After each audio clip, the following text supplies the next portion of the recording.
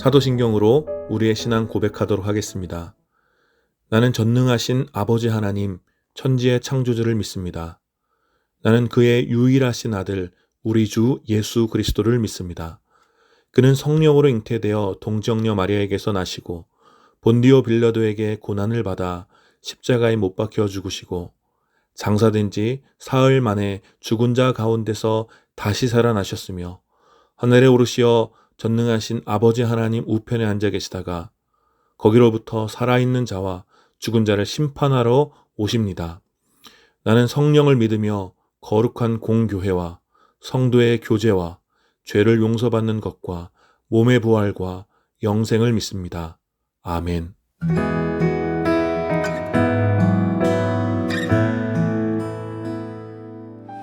할렐루야, 우리 함께 이 찬양 고백할까요?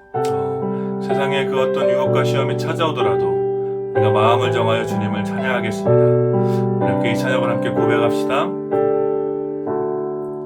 세상의 유혹 시험이 내게 몰려올 때에 나의 힘으론 그것들 모두 이길 수 없네.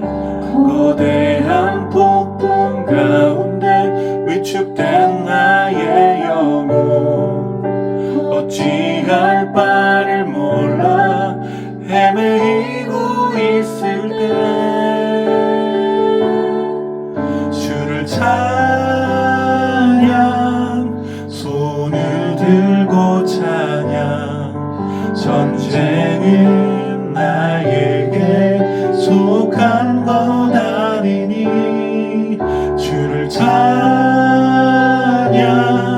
손을 들고 찬양. 전쟁은 하나님께 속한 것이니. 우리 함께 고백합시다. 거짓과 속임수로 가득 찬 세상에서 어디로 갈지 몰라 머뭇거리고 있네. 복중의 권세 잡은 자 지금도 우리들을 신뢰와 절망으로 넘어뜨리려 하네. 주위를 둘러보면 아무도 없는 듯 믿음의 눈을 들면 보이는 분 계시네. 지금도 내 안에서 역사하고 계시는 사랑과 어둠의 권세 물리치신 예수님. 그같이 선포합시다. 주를 찬양, 주를 찬양, 손을 들고 찬양. 전쟁은 나에게 속한 것 아니니 주를 찬양, 손을 들고 찬양. 전쟁은 하나님께 속한 것이니 주를 찬양, 손을 들고 찬양. 전쟁은 나에게 속한 것 아니니 주를 찬양, 손을 들고 찬양.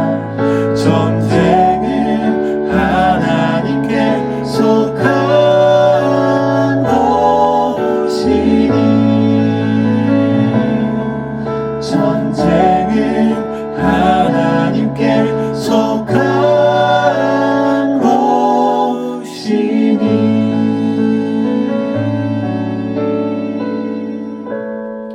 아멘. 우리 이 시간 함께 기도합시다. 함께 기도할 때 우리의 마음을 정해서 우리가 하나님을 찬양하겠습니다. 우리의 상황과 상관없이 수많은 유혹과 시험 속에서도 우리가 마음을 정하여서 이 시간 하나님을 찬양하며 오직 주님께만 예배드리겠습니다. 우리 이 시간 함께 마음을 다해 기도합시다. 거룩하신 하나님, 그렇습니다. 세상의 유혹과 시험이 내게 찾아오고 나를 거대한 폭풍 가운데 있는 것 같이 큰 어려움과 나를 멈추게 하는 수많은 것들이 우리의 삶 가운데 있지만, 그럼에도 불구하고 이 시간 우리가 마음을 정하여 주님을 찬양하며 주님의 이름을 선포하며 오직 주님만 예배하겠습니다. 주님, 이 시간 우리 가운데 함께하여 주시옵소서. 주님, 이 시간 마음을 정하여 주님께 나아가는 사랑하는 주님의 백성들 가운데 함께하여 주셔서 오직 우리가 드리는 예배를, 이 찬양을 주님 기쁘게 받아주시옵소서. 거룩하신 하나님, 은혜를 감사합니다. 이 시간에 우리의 수많은 유혹과 또 시험과 또 거대한 폭풍우 같이 우리의 삶을 또 멈추게 하는 수많은 문제들 가운데서 우리가 이 시간 마음을 정하여 오직 주님을 찬양하며 주님께만 예배드리겠습니다. 주님, 이 시간 우리의 찬양과 예배를 기쁘게 받아주시고 우리에게 말할 수 없는 평안과 기쁨을 허락하여 주시어서 이 거대한 폭풍 가운데 우리가 힘을 내어 다시 한번 하나님 나라를 꿈꾸며 일어설 수 있도록 주님 특별한 은혜를 이 예배 가운데 부어주시옵소서. 감사드리며 우리 주 예수 그리스도의 이름으로 기도드립니다. 아멘.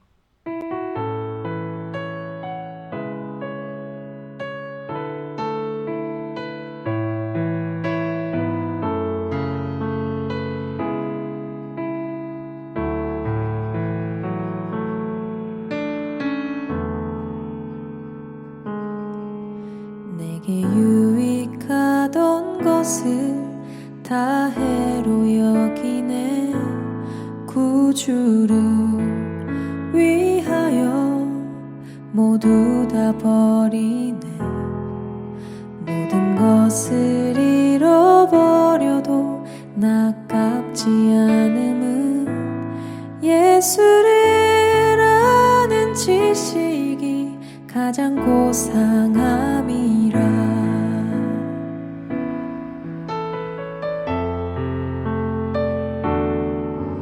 육체를 신뢰하지 않고 겸손한 마음으로 부활의 능력과 고난에 참여하며 그의 죽으심을 본받아 그리스도를 얻고 예수의 안에서 발견되려 함이라. 표대를 향하여 그리스도 예수 안에서 부름의 상을 위하여 달려가노라. 이전에 있는 것은 모두 잊어버리고 앞에 계신 그리스도께로 달려가노라.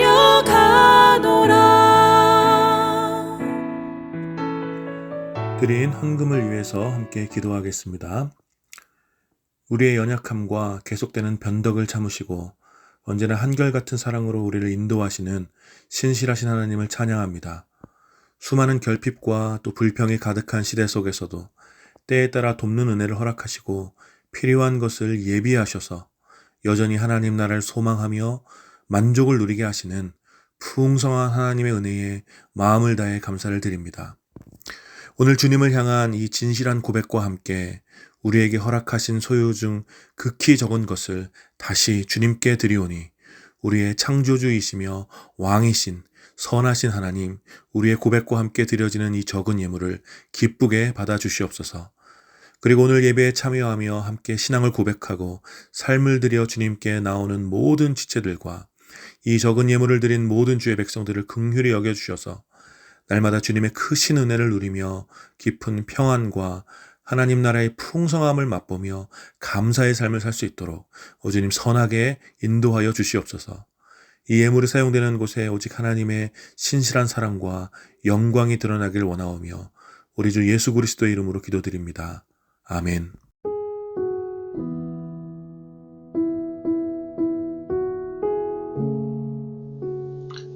6월 19일 홀씨 소식 알려드리도록 하겠습니다. 오늘도 여러 곳에서 홀씨교회 온라인 주일 예배에 참여해주신 모든 분들을 환영하고 축복합니다. 여러분들이 예배드리는 바로 그 시간, 그 자리에 동일한 하나님의 은혜가 임하기를 함께 기도하겠습니다.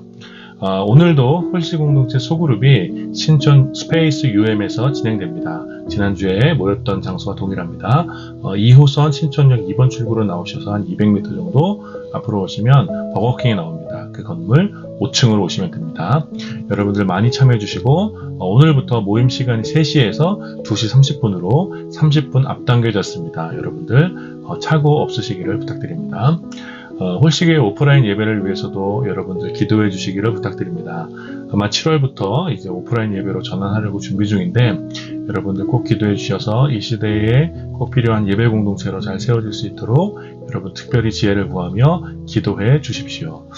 홀씨 성경 통독이 한창 진행 중입니다. 저도 여전히 많이 밀려 있는데 여러분 그래도 우리 포기하지 말고 여건이 되는 대로 계속해서 성경을 읽어주시기를 부탁드립니다.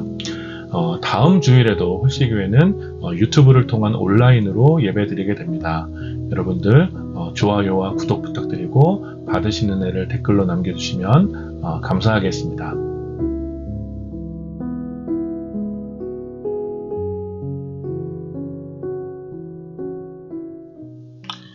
오늘 함께 나눌 하나님 말씀은 창세기 11장 1절부터 9절까지 말씀입니다.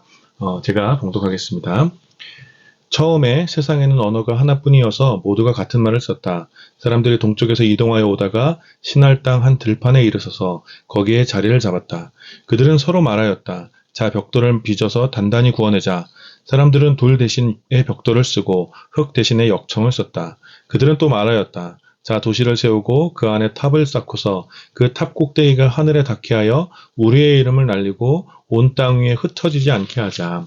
주님께서 사람들이 짓고 있는 도시와 탑을 보려고 내려오셨다. 주님께서 말씀하셨다.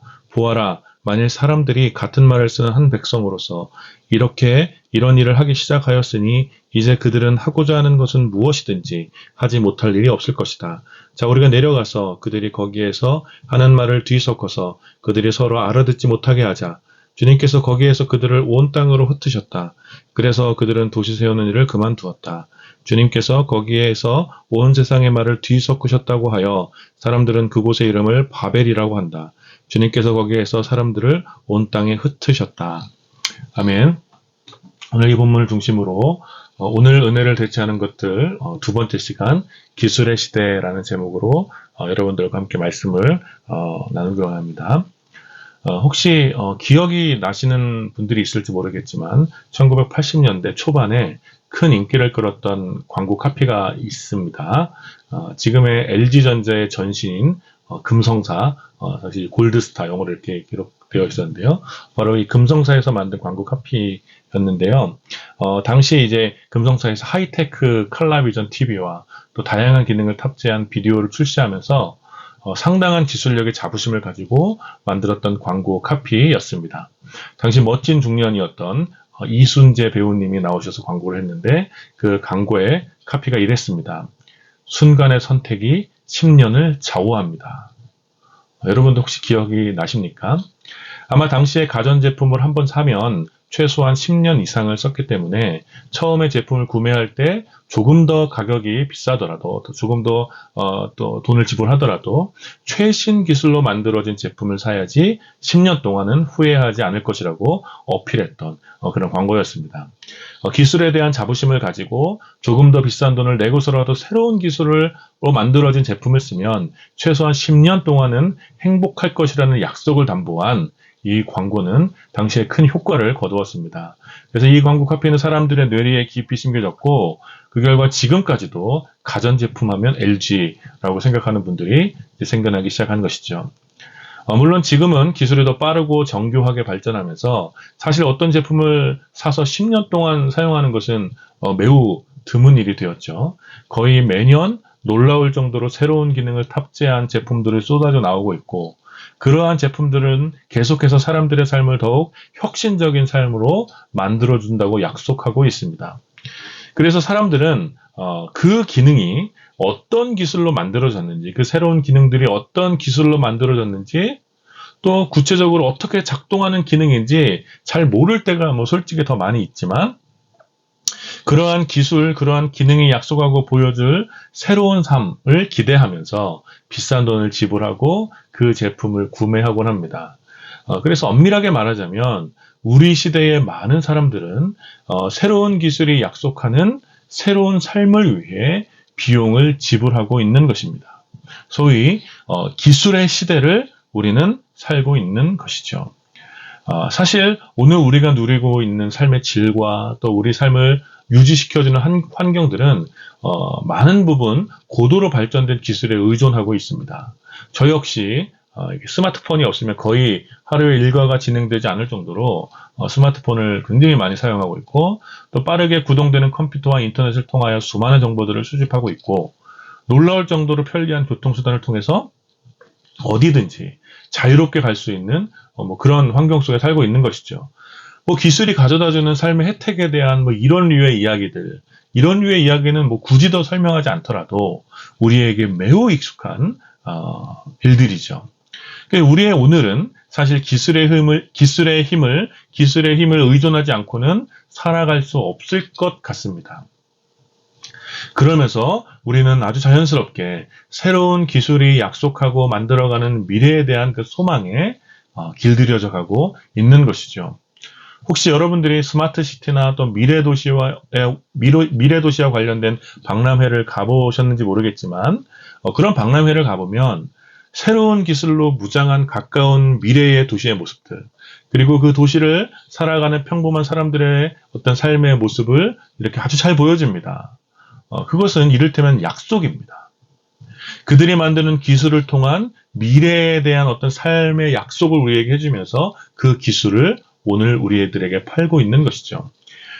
기술이 사람들과의 사이를 친밀하게 해줄 것이며 더 많은 만족을 가져다 줄 것이고 더 자유로운 삶을 살 수 있도록 사람들을 이끌어갈 것이라고 그 기술들은 우리에게 약속해 주고 있습니다.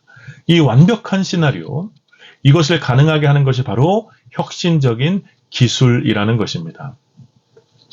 그래서 우리의 오늘과 내일, 우리의 더 나은 삶을 위하여 기술은 반드시 필요하지만 사실 이제 기술에 대한 이런 의존도가 높아진 만큼 은혜에 대한 의존도는 약화되고 있는 것입니다. 여러분들은 좀 어떻습니까? 여러분들의 오늘 그리고 가까운 미래, 여러분들의 삶의 모습과 환경을 생각해 보면 새로운 기술 없이 여러분들은 과연 살 수 있겠습니까?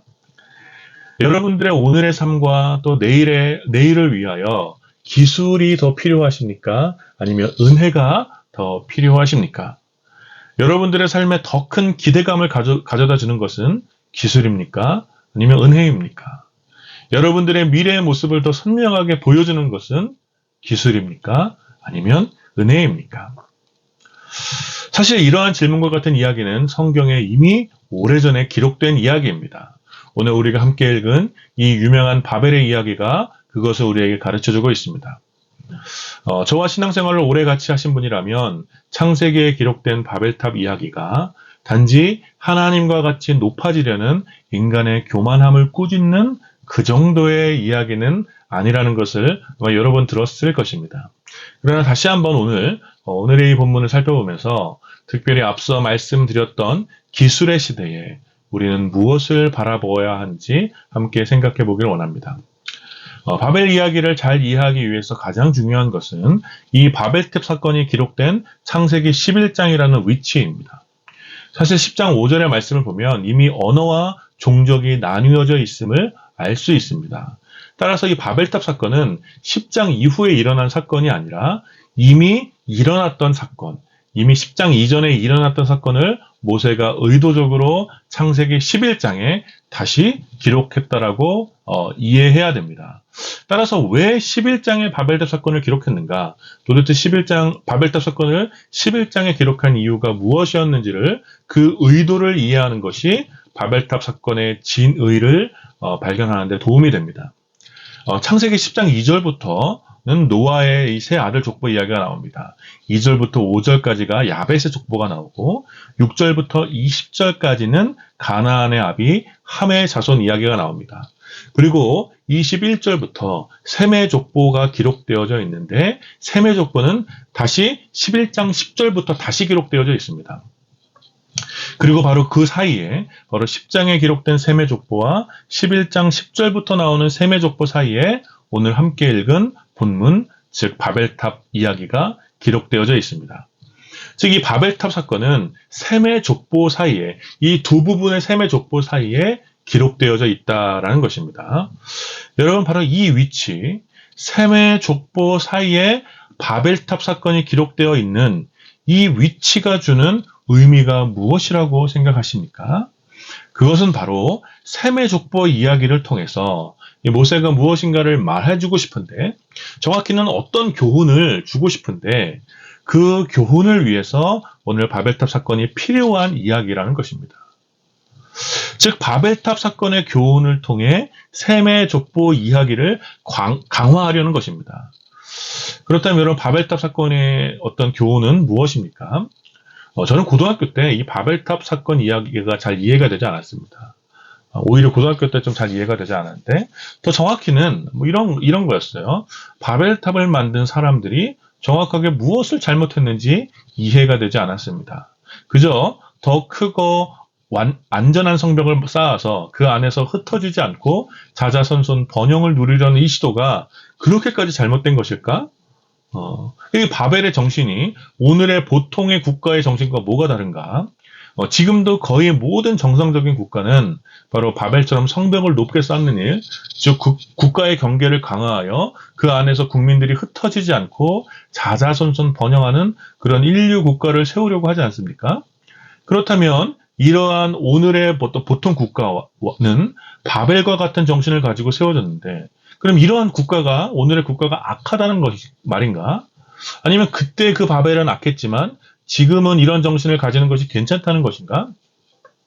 뭐 이런 질문들이 계속 생겨나서 바벨의 이야기가 잘 이해되지 않았습니다. 그러나 이제 신학교를 다니면서 계속 성경을 보고 특별히 바벨 사건이 셈의 족보 사이에 있다는 것을 이제 깨닫게 되면서 알게 되면서 바벨 사건의 교훈이 무엇인지를 조금 더 정확하게 알게 되었습니다. 여러분 오늘 11장 2절과 3절을 보면 바벨을 세우려는 사람들은 좋은 터를 발견하고 자리를 잡았습니다. 그런데 3절에 흥미로운 이야기가 나오는데 그것은 이 사람들이 벽돌과 역청을 만들 수 있는 기술이 생겼다는 것입니다. 이 사람들이 이전에는 돌과 흙을 통해 성벽을 세웠기 때문에 높이 쌓을 수도 또 견고히 세울 수도 없었습니다. 그런데 이 바벨을 시작한 사람들에게는 새로운 기술이 있었던 것입니다.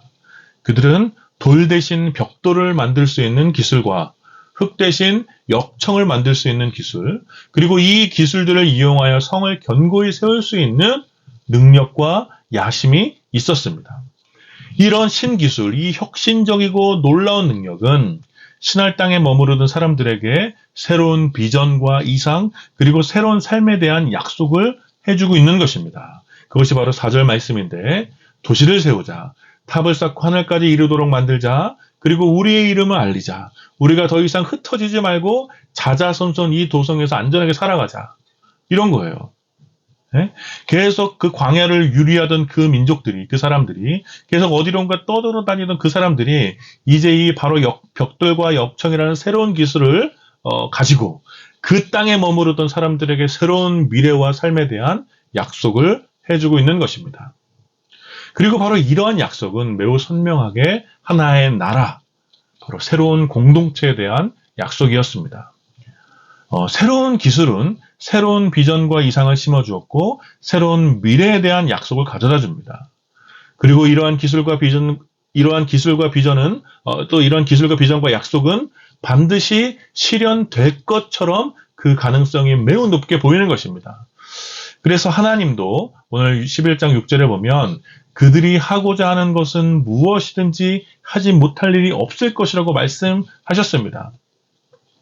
새로운 기술이 가져다주는 비전과 약속은 마치 새로운 내일을 가능하게 해줄 것 같다라는 것이죠. 그러나 하나님께서는 그들의 언어를 서로 알아듣지 못하도록 하나님께서 하셨는데, 그러자 새로운 비전과 약속으로 똘똘 뭉쳤던 사람들은 도시 세우는 일을 포기하고 뿔뿔이 흩어지게 됩니다. 그래서 그 도시의 이름을 바벨, 즉 뒤섞이다라는 이름으로 불리우게 되는 것이죠. 여러분 무슨 이야기입니까?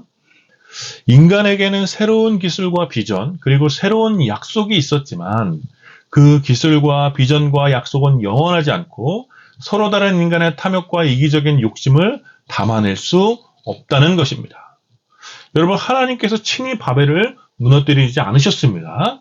단지 언어를 나누었을 뿐인데 서로 다른 생각을 하나로 만들지 못했고 서로의 탐욕을 중재하지 못했으며, 그래서 그들 스스로 도시 세우는 것을 포기하게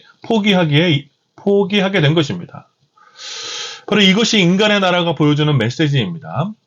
인류의 역사는 크고 작은 국가들의 흥망성쇠의 이야기이죠. 어느 시대나 새로운 기술은 새로운 비전과 약속을 사람들에게 가져다 주었고, 그 비전과 약속을 믿었던 사람들은 새로운 나라를 일으켰지만 작은 나라였든지 큰 나라였든지 인간의 나라는 계속해서 세워지고 무너지는 것을 반복하게 되는 것입니다. 바벨과 같이 아무리 좋은 이상과 비전이 있더라도, 그리고 그것을 가능하게 해줄 기술이 있다고 하더라도 그 기술이 사람들의 미래를 장밋빛 같다고 약속하더라도 그 일이 영원히 실현되는 일은 없었다라는 것입니다. 왜냐하면 그것이 바로 인간이 가진 한계이기 때문에 그렇습니다. 인간의 제어되지 않는 탐욕과 욕망, 이기적인 욕심은 아무리 선한 비전과 약속, 그리고 유익을 가져다 줄 새로운 기술이라고 하더라도 그것을 악하게 오염시킵니다. 어느 시대나 그리고 앞으로도 놀라울 정도로 혁신적인 신기술과 인류 전체를 향한 고상한 비전이 나온다고 하더라도 그 모든 것이 인간의 치명적인 악함을 극복할 수는 없습니다. 인간의 악한 본성은 언제나 새로운 기술과 인류의 도덕성을 압도해왔고 앞으로도 그럴 것입니다. 그래서 아무리 새로운 기술이 인류에게 새로운 미래를 약속한다고 하더라도 그 일이 순수하게 성취되는 일은 일어나지 않을 것입니다. 모두 오늘 본문의 바벨처럼 혼란스럽게 무너지고 사람들은 이리저리 흩어져 어려움을 겪게 될 것입니다. 그러나 바벨 사건의 이야기는 이게 끝이 아닙니다. 단지 그 정도의 이야기를 하려고 이 바벨 사건을 기록한 것이 아니죠. 앞서 말씀드렸던 바와 같이 바벨 사건은 셈의 족보 사이에 있음을 주목해야 합니다. 그리고 셈의 족보 끝에는 바로 우리가 잘 아는 믿음의 조상 아브라함이 나오게 됩니다. 무슨 말을 하려고 하는 것 같습니까? 이 바벨의 이야기와 셈의 족보 끝에 나오는 믿음의 조상 아브라함의 이야기를 비교하는 것이 여러분 무슨 이야기를 하려고 하시는 것 같습니까? 하나님께서는 바벨 사건을 통해서 인간의 기술로 말미암은 새로운 비전과 약속이 얼마나 허망하게 무너지는 것을 보여주면서 그 나라와 다르게 시작하는 한 나라를 보여주시는 것입니다. 그 나라가 바로 무엇입니까? 바로 아브라함을 부르심으로 시작된 한 나라, 하나님의 약속을 통해서 시작된 한 나라, 하나님의 무조건적인 은혜를 통해 시작되는 그 나라를 바벨과 비교해서 보여주는 것입니다. 아브라함을 통해서 시작된 그 나라는 새로운 기술도 없고 새로운 비전도 없었지만 변함이 없는 하나님의 언약과 그 언약에 충실하게 순종한 하나님의 백성이 있었습니다. 바벨의 시작은 화려했지만 허무하게 끝이 난 반면에 아브라함을 통해 시작된 하나님의 나라는 초라하게 시작했지만 계속해서 확장되어 끝내 영원한 나라를 성취하게 될 것입니다. 왜냐하면 인간의 그 어떤 기술보다 언제나 하나님의 지혜와 능력이 탁월하시기 때문입니다. 이것이 바로 오늘 바벨 이야기가 우리들에게 보여주는 교훈이라고 할 수 있습니다. 사랑하는 여러분, 오늘 이 말씀이 기술의 시대를 살아가는 우리에게 어떤 도전을 가져다 줍니까? 보통 기술의 발전은 인간의 탐욕과 비례합니다. 에덴의 풍요로움을 스스로 떠난 인간은 늘 채워지지 않은 욕망에 목말라 있지요. 그리고 이 욕구의 불만은, 이 욕망은 인간 스스로 무언가를 만들어내도록 끊임없이 인간을 재촉시킵니다. 더 탐욕을 채워줄 수 있는 것들, 더 손쉽게 무언가를 얻을 수 있도록 하는 것들, 이러한 욕구가 기술에 반영될 때 인간의 기술은 계속해서 발전하게 되는 것입니다. 따라서 오늘 우리들의 시대가 놀라울 정도로 기술의 혁신을 계속해서 가져오고 있다는 것, 정말 빠르게 하루가 다르게 새로운 기술들이 개발되고 있다는 것, 사람들이 새로운 기술에 목말라 있다는 것은 우리들의 시대가 걷잡을 수 없는 탐욕이 분출되고 있음을 반증하는 것입니다. 그래서 기술의 시대는 곧 탐욕의 시대라고 할 수 있습니다. 사람들은 점점 놀라운 기술이 만들어갈 새로운 미래에 대한 환상적인 그림을 보면서 그것이 천국과 같다라고 생각합니다. 생명과학의 발전으로 인간의 기대 수명은 계속 늘어나고 있죠. 특별히 노화되지 않은 채 병의 원인을 가져올 DNA를 조작해 건강한 상태로 1000세 이상의 수명을 가져올 프로젝트가 계속 진행 중이며 그것이 가능할 것이라고 기술은 약속하고 있습니다. 범죄의 원인이 되는 DNA를 제거하여 범죄를 미리 방지하는 연구도 계속 진행 중에 있고 거의 성공 수준에 도달했다는 기사들이 계속해서 나오고 있습니다. 이렇게 기술은 인류에게 새로운 영생을 약속해주고 있습니다. 이제 곧 우주를 여행할 날이 오게 될 것이고 파괴되고 있는 지구를 대체할 새로운 행성을 찾으려는 시도도 본격적으로 진행되면 인류는 어쩌면 지구의 시대를 넘어서 시즌2의 시대, 새로운 행성에서 새로운 삶을 살게 될 수도 있을 것입니다. 기술은 이러한 삶이 가능할 것이라고 계속해서 이야기하고 가능하게 해줄 것이라고 약속을 하면서 끊임없이 새로운 기술을 구매하도록 인간의 탐욕을 자극합니다. 그렇게 만들어진 미래를 갈망하며 우리들은 끊임없이 기술을 사고 기술을 통해 탐욕을 채우는 삶을 살고자 하는 것입니다. 그러나 사랑하는 여러분, 오늘 성경이 우리에게 보여주는 비전이 무엇입니까? 기술은 절대 인간의 삶을 천국으로 이끌어가지 못한다는 것입니다. 새로운 기술은 절대로 인간에게 은혜를 대체해주는 것이 아닙니다.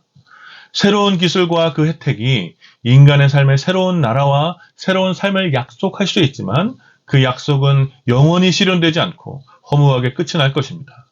그것이 바로 앞으로도 계속될 인류 역사에 남을 바벨의 이야기입니다. 그러므로 우리는 기술의 시대에도 은혜를 바라보아야 하는 것입니다. 우리는 기술의 약속과 비전을 믿는 사람들이 아니라 하나님의 언약을 믿는 사람들입니다. 이 사실은 매우 중요하고 앞으로의 우리들의 삶에는 더더욱 중요해질 것입니다. 무엇을 믿느냐가 그 사람의 정체성이기 때문에 그렇습니다. 아마 누군가는 이렇게 물을 수도 있을 것입니다. 은혜를 바라보는 이야기는 기술을 아예 거부하라는 말입니까? 기술의 혜택을 누리지 않고 살 수 있습니까? 그것은 너무 불가능하고 이상적인 이야기가 아니겠습니까? 이렇게 물을 것입니다. 그렇습니다. 여러분, 이것은 어려운 일입니다. 그러나 이 어려운 삶을 위해서 두 가지의 말씀으로 위로를 하려고 합니다. 첫 번째는 말세의 때, 성경에 기록된 말세의 때 그리스도인의 삶은 편하지 않다라는 것입니다.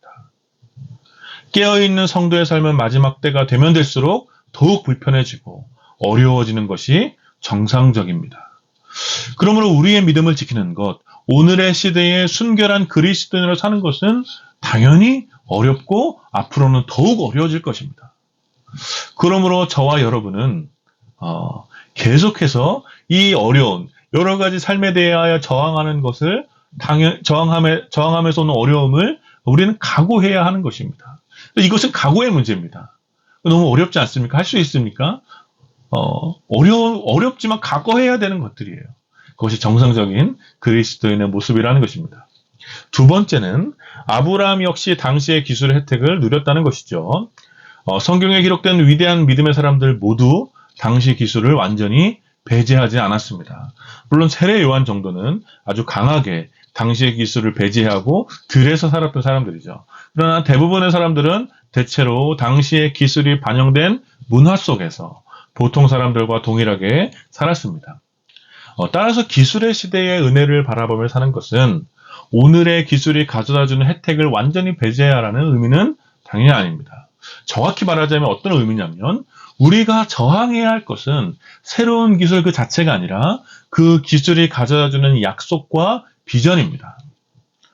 우리는 고도로 발전된 기술이 우리의 삶의 질과 삶의 위치를 결정해준다는 약속과 비전에 저항하며 동의해서는 안 되는 것이죠. 조금 어려운 말씀이지만 우리는 기술 안에서 하나님을 만나는 것에 길들여져서는 안 되며 기술보다 크신 하나님의 지혜 가운데서 새로운 기술들을 받아들여야 하는 것입니다. 여러분, 하나님 나라에는 스마트폰이 없을 것입니다. 하나님 나라는 전기 자동차도 고층 아파트도 줌으로 통한 회의도 컴퓨터도 없지 않겠습니까? 하나님 나라에 필요한 것은 기술이 아니라 사랑과 순종입니다. 오늘 우리들의 시대는 기술이 모든 것을 가능하게 해줄 것이라고 우리에게 말하고 있지만 모든 것을 가능하게 해주실 유일하신 분은 오직 하나님뿐이십니다. 그러므로 우리는 기술을 의존하기보다 하나님을 의존하는 삶을 위해서 힘써서 훈련해야 됩니다. 우리가 얼마나 무의식적으로 이 시대의 기술을 의존하며 바벨을 세워가고 있는지, 그 기술이 보여주는 이상과 비전과 약속에 동의하고 있는지를 진지하게 돌아볼 필요가 있다는 것입니다. 우리의 비전이나 우리가 믿는 약속이 성경에 기록된 하나님 나라인지, 정말 우리가 살고 싶어하는 그 모습이, 우리가 도달하고 싶어하는 그 삶의 아름다운 모습이 정말 성경에 기록된 그 하나님 나라인지, 아니면 이 시대의 기술이 약속하고 있는 더 나은 삶을 위한 욕망인지를 돌아봐야 한다는 것입니다. 저는 이 일을 위해서 의도적으로 우리가 기술로부터 벗어난 삶을 조금씩 시도해 볼 필요가 있다라고 생각합니다. 조금 더 많이 걷고 뭐 손편지 같은 것도 한번 써보시고 조금 더 자연과 가까운 삶을 살아보는 것. 사람들과 또 직접 얼굴과 얼굴 마주보고 좀 직접 만나서 대화도 나누고 뭐 이런 아날로그적인 삶을 조금씩이라도 의도적으로 실천해보면 좋을 것 같습니다. 사랑하는 여러분, 기술은 우리의 삶에 큰 유익을 가져다 주지만 그것이 절대 은혜를 대체할 수는 없습니다. 그러니 우리의 삶이 이 시대의 기술에 길들여지지 않도록 무엇보다 그 기술이 가져다주는 약속과 비전에 우리의 탐욕이 반응하지 않도록 조금 더 주의를 기울여 주님의 은혜를 바라보아야 합니다. 이 쉽지 않은 삶의 여정을 위해서 우리에게 필요한 것이 바로 공동체입니다. 새로운 기술에 대한 우리의 저항과 반응은 오늘 대답을 찾을 수 있는 것이 아닙니다. 왜냐하면 앞으로 일어날 새로운 일들에 대한 일들을 오늘 대답을 찾을 수는 없는 것이죠.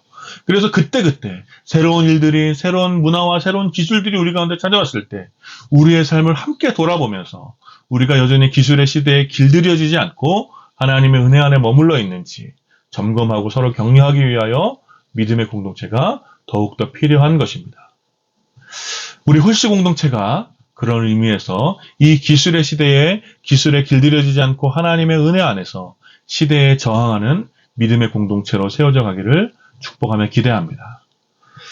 이번 한 주간 이 말씀을 기억하시면서 우리가 무의식적으로 살아가는 그런 바벨과 같은 삶을 우리가 극복하게 하시고 하나님의 언약을 믿는 믿음 안에서 은혜의 나라를 살아가는 여러분들이 되시기를 마음을 다해 축원합니다. 우리 이 시간 함께 기도합시다. 말씀을 기억하시면서 기도하실까요?